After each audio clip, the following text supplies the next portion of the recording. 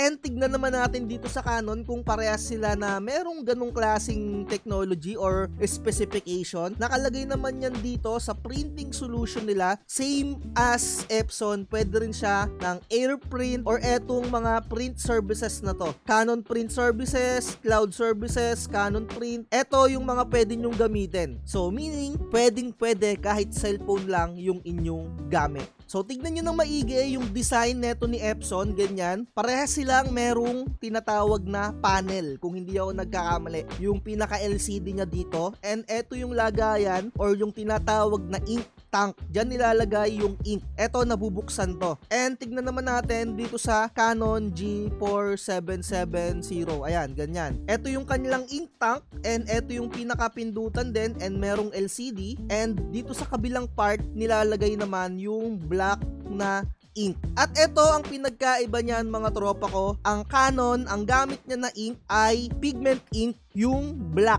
Yung black lang ang pigment ink niya. At yung colored naman, yung CMY or yung cyan, magenta, ay yellow, ay dye ink. So, meron siyang combination technology or meron siyang combination ng ink. Pero ito ang masasabi ko mga tropa, etong Canon printer, merong pagkaselan kung bibili kayo ng mga alternative na ink. Kasi unang-una sa pagkakaalam ko, and alam na alam ko talaga, mahal ang mga inks ng mga Canon printer. Kasi merong conspiracy theory, etong Canon printer, pinagsasamantalahan ang mga tao when it comes sa mga ink. So merong mga model sila na printer na napakamura, pero sobrang mamahal naman ng ink. Kagaya nga ng dati kong ginagamit na HP, parang nakakapag-print ka pa lang ng almost 100, nauubos na. Ganun din when it comes sa Canon, kaya ayoko ng mga ganitong printer. And mga tropa, eto yung pinaka-i-share ko talaga sa inyo, yung cartridge system neto ni Canon. Kasi dati si Canon, usually wala rin silang mga ink tank, yung mga ganito. Meron sila yung mga cartridge. So yung cartridge na yon, medyo inadapt na nila tapos binutasan nila. Pero ang nagiging side effect nun, kapag hindi nyo ginagamit ng siguro mga matagal or mga month or 2 weeks, yung mga printer ninyo, umuurong or nagbabackfire yung ink dun sa hose. Nagiging issue talaga yan sa mga ganitong model. Usually na mga Canon model, nagbabackfire yung mga ink nila. Nagkakaroon ng mga bubbles kapag hindi ginagamit. And yung issue na yon, halos nangyayari rin naman siya dito sa Epson printer. Etong Epson printer kasi, ang medyo nakikita kong pangit dito, yung kanyang printer head. Kung medyo wala kang alam sa pagkakakalikot or yung tipong hindi ka marunong humawak ng mga screwdriver, medyo mahihirapan ka kung magpapalit ka na ng printer head kasi nasa pinakaloob pa niya yung tinatawag na printer head. Dito naman kasi sa Canon, napakadali lang, babaklasin mo lang. Yun nga lang, mahal, 'di ba? Yun lang yung masasabi ko. And halos hindi rin naman nagkakalayo yung presyuhan ng printer head netong dalawang to. Yun nga lang, sa pagkakaalam ko, medyo mas mabilis masira yung mga printer head ng mga Canon printer. Pero syempre, depende pa rin yan sa dami or kung gaano ka kadalas mag-print. Kasi eto mga Canon printer, meron kasi sila talagang na dapat na nare-reach mo na number of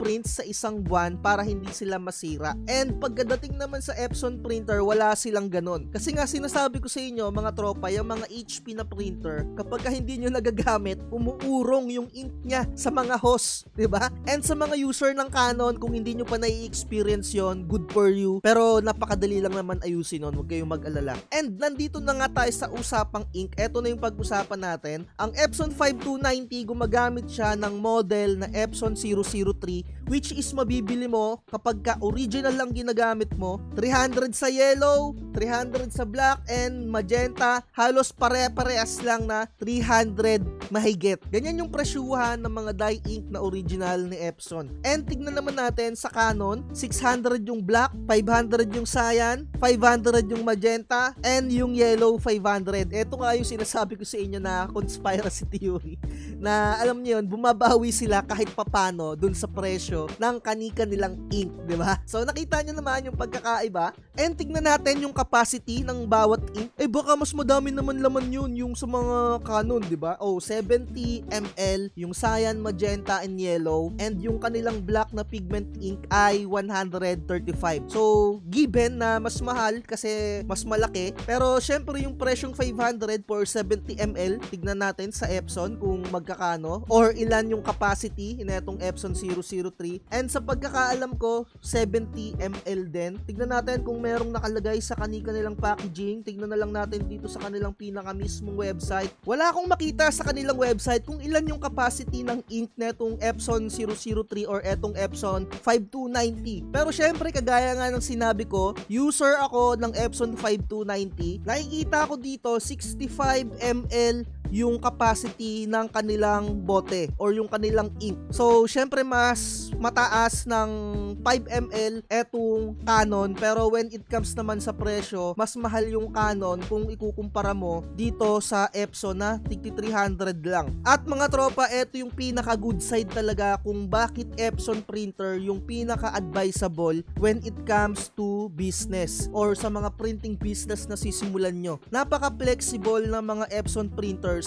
when it comes nga sa mga ink kasi compatible siya mostly sa mga available na ink dito sa ating market, lalong-lalo na sa mga alternative na dye ink and pigment ink and sublimation. Etong Epson 5290 compatible siya dun sa mga ink na nabanggit ko. So, etong Canon, pwede rin ba siya ng pigment ink? Hindi siya pwede ng pigment ink. Although yung black niya ay pigment ink kasi magkaiba yung printer head nilang dalawa. Dalawa yung printer head ng Canon. Merong black for pigment ink at merong dye ink na nakaseparate for colored. Dalawa yung printer head nila. Sa Epson ay isa lang kasi hindi nga pwedeng magsama yung mga pigment at dye ink. Kaya sa Canon magkahiwalay. And when it comes naman sa mga alternative ink, kung gagamitin nyo sa mga Canon printer, medyo risky din kasi iba yung consistency ng mga alternative ink na available sa market when it comes sa paggamit sa mga Canon printer. Hindi kagaya ng Epson 5290 or mga Epson printer, compatible talaga sa mga nakikita ninyo na ink dito sa ating screen. Kui dye ink, kui pigment ink, Hansol pigment ink. At kung tatanungin nyo ako anong ink ang gamit ko sa aking printer na Epson 5290, nag-stay lang ako sa original. Kasi iba yung longevity ng mga printer ninyo kung original lang yung gagamitin ninyo sa inyong mga document printing. Pero nasa sa inyo pa rin talaga yan kasi walang printer na kayang i-accommodate yung inyong mga business. Magdadagdag ka talaga ng other printer, diba? So, for document printing ko, 5290 original ink para syempre, mas tumagal pa yung printer ko or mas marami pa akong ma-print na mga documents. So, ayun, yung mga advice ko sa inyo. Sana may mga napupulot kayong details. At mga tropa, when it comes naman sa waste ink or yung waste ink tank, etong Epson 5290, yung waste ink tank niya, lalabahan mo lang yung sponge or kung gusto mo, medyo mayaman-yaman ka, bibili ka na lang ng panibago, tapos itapon mo na, ipalit mo na lang yung bago mo. So, kung tinatanong nyo ako, ano ba tong waste ink tank?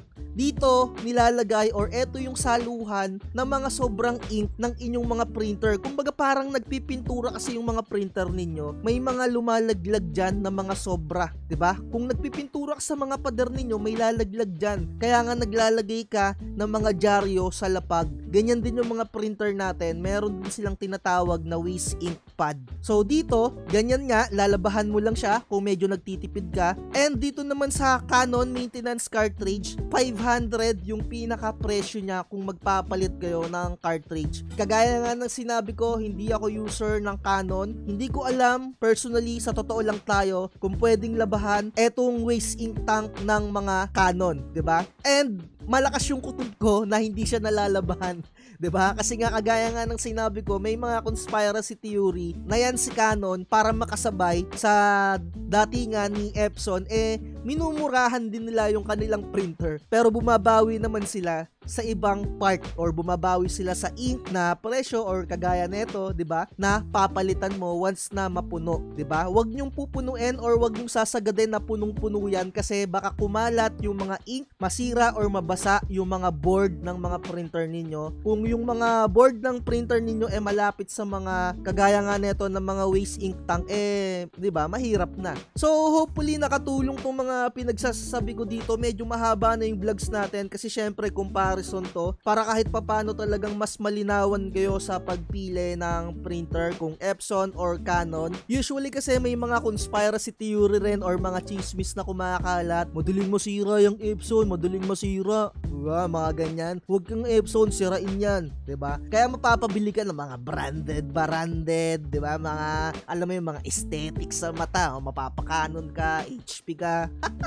Napakalaking pagsisisi ko dati na bumili ako ng HP. Sa totoo lang, walang kwenta talaga yung unang printer ko. Pero, syempre, way back before pa yon, panahon pa ni Kopong-Kopong yon, hindi pa ganun kagandahan yung mga technology natin. And ngayon, napapansin ko medyo gumaganda na etong mga technology natin. Etong si Canon, sumasabay na rin when it comes sa mga business part. At sa mga papel na gagamitin ninyo, halos same lang din sila ng specs na nakalagay dito. Etong si Epson 5290, kaya niya mag-accommodate ng 64 GSM up to 95 GSM. Syempre, kaya pa yan ma-push through. Usually, gumagamit ako dito sa printer ko ng 250 GSM dito sa aking Epson 5290. And nakikita nyo nga dito, 'di ba, yung specs na GSM. Tignan naman natin dito sa kabila yan. At nakalagay nga dito sa Canon, plain paper 64 up to 105